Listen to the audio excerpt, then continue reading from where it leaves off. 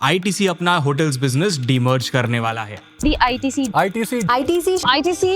The demerger of ITC Hotels is effective Jan 1st. ITC hotels का revenue around 3,100 crore के आसपास है। ये जैसे ही डीमर्ज होकर लिस्ट होगा, सेकंड हाईएस्ट रेवेन्यू वाला लिस्टेड होटल ब्रांड बन जाएगा।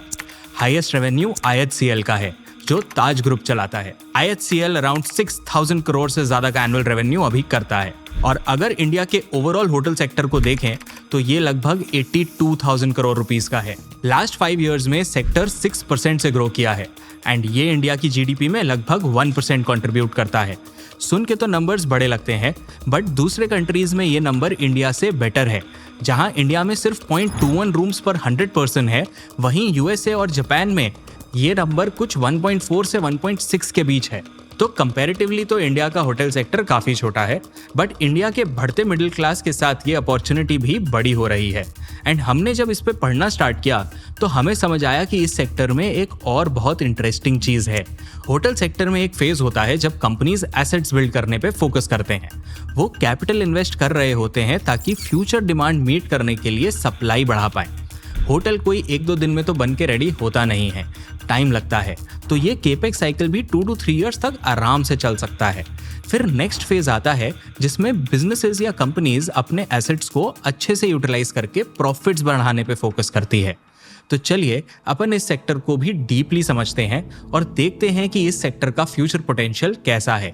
इस वीडियो को हमने 3 मेन पार्ट्स में डिवाइड किया है। सबसे पहले हम देखेंगे कि इंडिया का होटल सेक्टर का स्ट्रक्चर कैसा है, कितना अनऑर्गेनाइज्ड है, कितना ऑर्गेनाइज्ड है, इसमें मेजर प्लेयर्स कौन से हैं।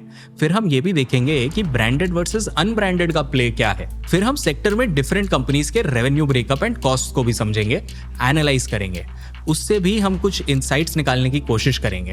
एंड फाइनली हम होटल इंडस्ट्री के फ्यूचर पे भी डिस्कस करेंगे, कुछ चैलेंजेस पे भी डबल क्लिक करेंगे, टैलेंट शॉर्टेजेस, केपेक्स चैलेंजेस और बढ़ते प्रीमियमाइजेशन से इंडस्ट्री में क्या असर पड़ रहा है ये समझेंगे।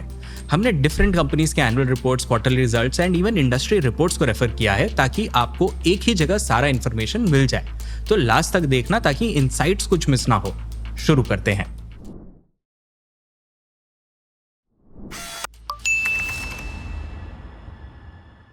इंडिया के होटल स्पेस में एक तरफ है बड़े ब्रांडेड होटल चेन्स जो consistency in quality and luxury offer करते हैं। दूसरी तरफ है अनब्रांडेड सेगमेंट, मतलब छोटे लॉजेस, गेस्ट हाउसेस और बजट होटल्स जो ट्रैवलर्स के लिए कॉस्ट इफेक्टिव ऑप्शंस प्रोवाइड करते हैं। इंडिया में लगभग 25 लाख अकोमोडेशन रूम्स हैं एंड इसमें अनब्रांडेड होटल रूम्स का शेयर 2/3 से भी ज्यादा है।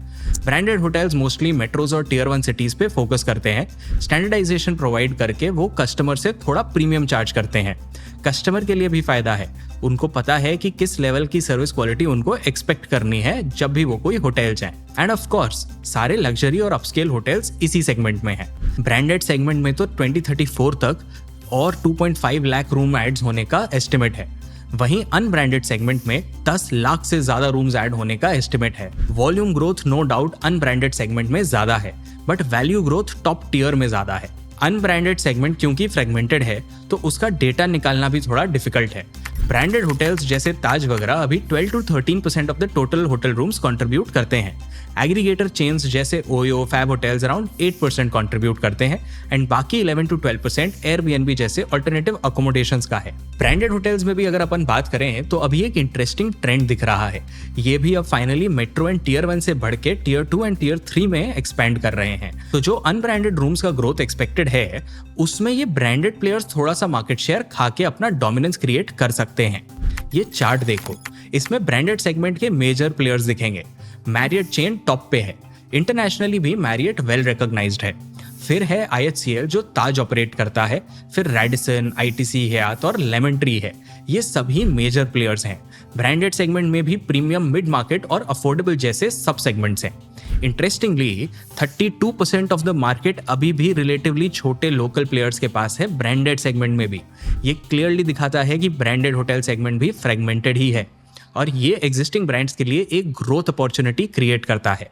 और अगर ग्लोबली कंपेयर करें तो इंडिया के branded to independent hotel ratio बहुत लो है। यूएस, कनाडा एंड चाइना का अगर मार्केट देखें तो ब्रांडेड होटल्स का पेनिट्रेशन वहाँ काफ़ी हाई है।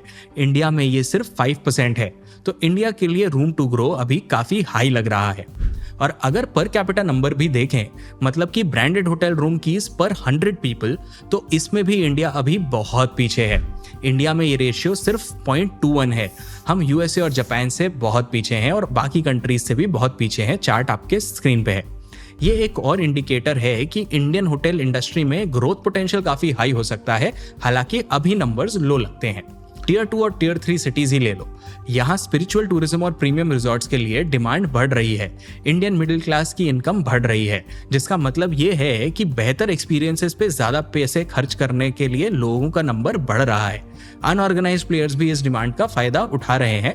ब्रांडेड एग्रीगेटर्स के साथ पार्टनरशिप बना के वो इस डिमांड को कैप्चर करने का ट्राई कर रहे हैं। एक और इंटरेस्टिंग बात यह है कि डोमेस्टिक और इंटरनेशनल होटल ब्रांड्स का बैलेंस अब चेंज हो रहा है। मैरियट और अकॉर्ड जैसे इंटरनेशनल ब्रांड्स का शेयर अब लगातार बढ़ रहा है, स्पेशली प्रीमियमाइजेशन और लग्जरी सेगमेंट्स आने के बाद। पर अगर रूम सप्लाई की बात करें तो 50 to 60% एडिशंस अभी भी डोमेस्टिक होटल ब्रांड्स जैसे IHCL और लेमन ट्री से हो रहे हैं। ओवरऑल ऐसा लग रहा है कि अभी होटल इंडस्ट्री का स्ट्रक्चर एक ट्रांजिशन फेज में है। एक तरफ अनऑर्गेनाइज सेक्टर का डोमिनेंस है और दूसरी तरफ ब्रांडेड होटल्स और एग्रीगेटर चेन्स की रैपिड ग्रोथ। तो लग तो यही रहा है कि इस सेक्टर का फ्यूचर काफी इंटरेस्टिंग रहने वाला है। एंड डेटा से समझ तो यही आ रहा है कि आने वाले टाइम में भी ब्रांडेड का पेनिट्रेशन बढ़ता रहेगा। तो चलिए अब इंडिया के ब्रांडेड होटल सेगमेंट में डबल क्लिक करते हैं एंड कुछ लिस्टेड प्लेयर्स के नंबर्स देखते हैं, उनके रेवेन्यूज और कॉस्ट्स को समझते हैं। होटल सेक्टर में कंपनीज 3 तरह से ऑपरेट करते हैं। एक तो कि खुद के ही होटल्स बनाओ और फिर खुद ही उन्हें ऑपरेट करो। दूसरा मॉडल है कि किसी और के प्रॉपर्टी को खुद मैनेज करो एंड मैनेजमेंट फी कमाओ। एंड तीसरा मॉडल जो थोड़ा कम ही देखने मिलता है, बट ऐसा भी मॉडल एग्जिस्ट करता है कि आप बस अपने एसेट बनाओ एंड किसी और से मैनेज करवाओ। इसका प्राइम एग्जाम्पल शैलेट होटल्स है, जो लिस्टेड ब्रांड है। अब आप लॉजिकली सोचोगे तो आपको समझ आएगा कि अगर आप खुद होटल्स बना भी रहे हो तो आपको कैपिटल और टाइम दोनों ज्यादा लगेगा। एंड अगर आप सिर्फ प्रॉपर्टी मैनेज कर रहे हो तो आपका केपेक्स लो होगा एंड आप एक सर्विस कंपनी की तरह ऑपरेट करोगे। आपके मार्जिन्स वहां बेटर होंगे, बट आपको एसेट की वैल्यू अप्रिसिएशन का बेनिफिट नहीं मिलेगा एंड आप सिर्फ एक लिमिटेड मैनेजमेंट सर्विसेज देने के लिए रह जाओगे। एंड आज जो हम कंपनीज डिस्कस करने वाले हैं अभी आगे, वो मोस्टली थोड़े लार्जर प्लेयर्स हैं, जैसे इंडिया होटल्स कंपनी लिमिटेड जो ताज ग्रुप के होटल्स चलाते हैं, ओबरॉय ग्रुप का EIH limited, lemon tree hotels जो मिड प्रीमियम सेगमेंट में है, एंड शैलेट होटल्स जो एसेट बनाने में एंड मेंटेन करने में एक्सपर्ट है, बट उसके होटल्स मोस्टली इंटरनेशनल ब्रांड्स जैसे मैरियट एंड अकॉर्ड ही मैनेज करते हैं। ये सारे कंपनीज ही हाई ग्रोथ एक्सपेक्ट कर रहे हैं, higher revenues and higher profits expect कर रहे हैं। तो चलिए समझते हैं कि आखिर एक होटल सेक्टर कंपनी में मेजर रेवेन्यूज एंड कॉस्ट्स क्या होते हैं। देखो, होटल बिजनेस एक सिंपल सा कॉन्सेप्ट पर चलता है। विजिटर को रूम दो, एक अच्छा एक्सपीरियंस दो एंड सही रेट पे दो। तो सबसे पहला रेवेन्यू स्ट्रीम है रूम सेल्स। ये चार्ट देखो, मोस्ट कंपनीज का मैक्सिमम रेवेन्यू रूम रेंट से आता है। IHCL एंड EIH जो लार्जर प्लेयर्स हैं, उनका अप्रोक्सीमेटली 50% रेवेन्यू रूम रेंट से आता है। इन कंपनीज के होटल्स के साथ साथ रेस्टोरेंट्स वगैरह भी होते हैं, इसीलिए F&B का कंट्रीब्यूशन भी थोड़ा हायर है। दूसरी तरफ लेमन ट्री जो एक मिड प्रीमियम कैटेगरी सेगमेंट में है, उसका 75% रेवेन्यू रूम रेंट से आता है।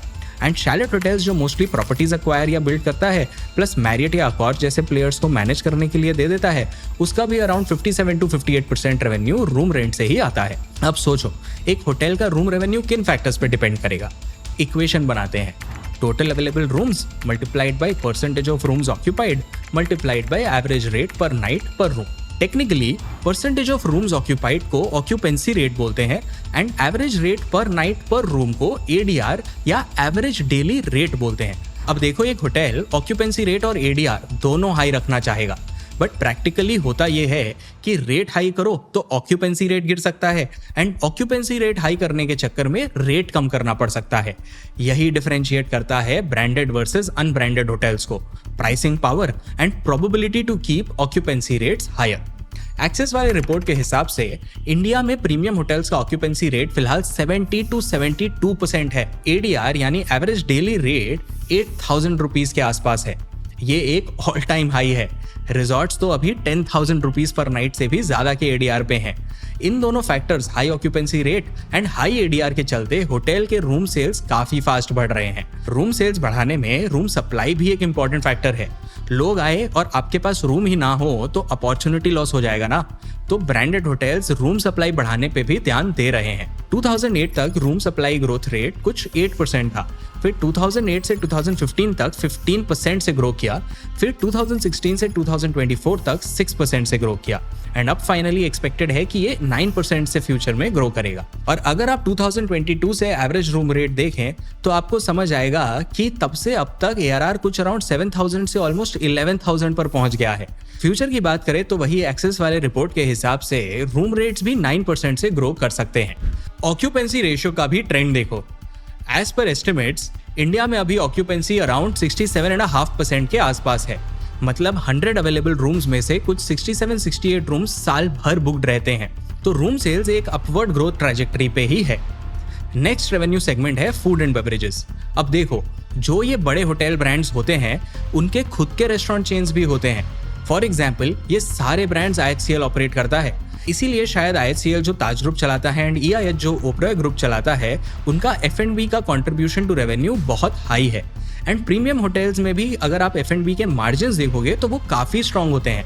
IHCL का 79%, शैलेट का 74% और लेमन ट्री का 55%, यानी जितना लग्जरी होटल उतने ज्यादा मार्जिन्स। और प्रीमियम होटल्स में एक और रेवेन्यू स्ट्रीम है वैल्यू एडेड सर्विसेज का।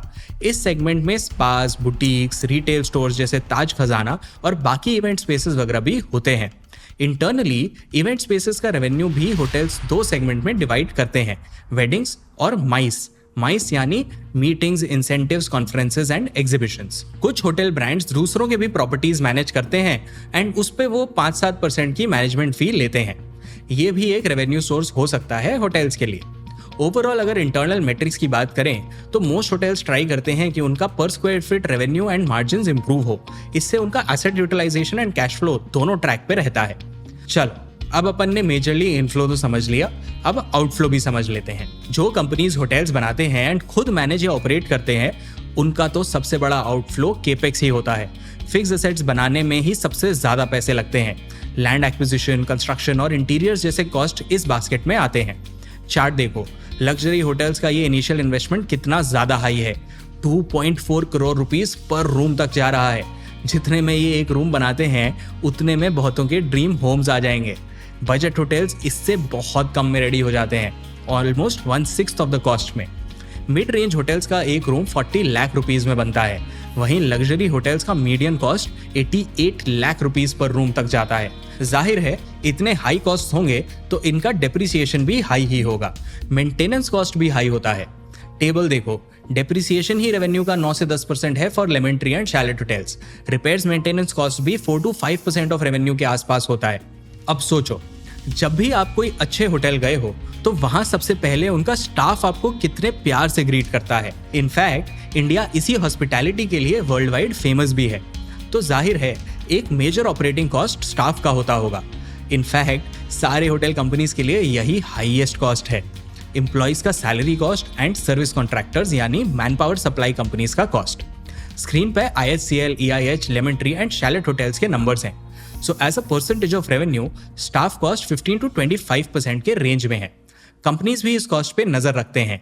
ये चार्ट देखो, IHCL जैसे लग्जरी होटल का staff cost per room 2,865 rupees तक जाता है, वहीं लेमन ट्री जैसे बजट होटल्स का ये नंबर सिर्फ 294 रुपीज के आसपास है। ये डिफरेंस शायद इसलिए है क्योंकि लग्जरी होटल्स में स्पेशलाइज्ड स्टाफ और high quality service providers employ किए जाते हैं। पावर एंड फ्यूल कॉस्ट भी सभी होटल्स का 4 to 6% के बीच रहता है और ट्रैवल एजेंट का कमीशन भी इसी 4 to 5% के रेंज में रहता है। लेमन ट्री का ये कॉस्ट थोड़ा हायर साइड पे है, अराउंड 7% के आसपास है। अब देखो, होटल का बिजनेस एक एसेट हैवी बिजनेस है, तो कुछ प्लेयर्स के लिए सब कुछ सेल्फ फाइनेंस करना थोड़ा टफ है, तो कंपनीज लोन लेती है एंड एसेट्स बिल्ड करती है। शैलेट होटल का डेट इक्विटी 1.5 के आसपास है। Finance cost as a percentage of revenue भी शैलेट और लेमन ट्री का काफी हाई है। वहीं दूसरी तरफ larger well established players almost debt free operate कर रहे हैं। IHCL और EIH का डेट टू इक्विटी कुछ 0.03-0.04 के आसपास है। नेक्स्ट कॉस्ट है मार्केटिंग और ट्रैवल एजेंट कमीशन कॉस्ट। ऐसे तो ये भी इंपॉर्टेंट कॉस्ट है, बट फॉर ब्रांडेड होटल्स ये कॉस्ट इतना हाई भी नहीं है। मे बी इसलिए क्योंकि ये सारे कंपनी सालों से ब्रांडिंग कर रहे हैं एंड अब जाने माने हो गए हैं, लोग इनमें रूम्स डायरेक्टली ही बुक कर लेते होंगे। Market and travel agent commission cost branded hotels के लिए अराउंड 2 to 4% ऑफ रेवेन्यू ही है। होटल सेक्टर के बारे में एक और इंटरेस्टिंग बात बताऊं, होटल्स का इन्वेंट्री डेली रीसेट होता है, मतलब एक अनसोल्ड रूम उनके लिए एक फॉरएवर लॉस्ट रेवेन्यू अपॉर्चुनिटी है। ऐसा नहीं है कि प्रोडक्ट अभी स्टोर करके रख लिया एंड बाद में बेच दिया। इसीलिए regular demand prediction and price discovery hotel business के लिए बहुत इंपॉर्टेंट है।